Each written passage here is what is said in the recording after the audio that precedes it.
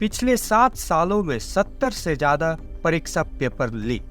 ये हम नहीं, तृणमूल कांग्रेस की सांसद सागरिका घोष ने पिछले 7 सालों में देश में परीक्षा पेपर लीक की घटनाओं को लेकर नरेंद्र मोदी सरकार की कड़ी आलोचना की है। Over the last 7 years, over 70 papers have leaked. Imagine that, over 70 major national all India competitive examination papers have leaked under the Modi-led dispensation.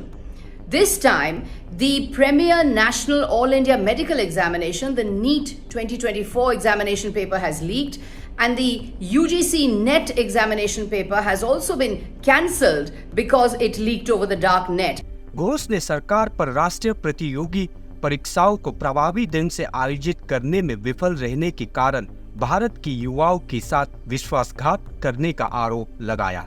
परीक्षा पेपर लीक का मुद्दा चर्चा का एक विवादास्पद मुद्दा बन गया, जो मोदी प्रशासन के तहत प्रणालीगत विफलताओं और प्रशासनिक खामियों को उजागर करता है।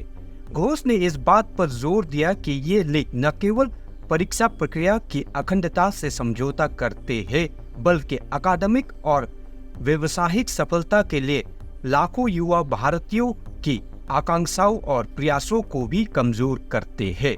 घोष की टिप्पणी विपक्षी नेताओं और हितधारकों के बीच शैक्षिक संचालन और भविष्य में उल्लंघनों को रोकने के लिए मजबूत सुधारों की आवश्यकता के बारे में बढ़ते असंतोष को रेखांकित करती है।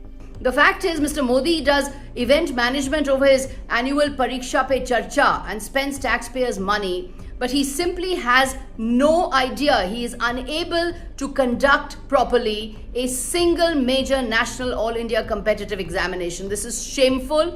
Mr. Modi has failed India's youth. He has betrayed India's youth. मैं मन्ना संगमा आपकी अपनी लठवा न्यूज से ऐसे खबरें देखते रहने के लिए बने रहे हमारे साथ।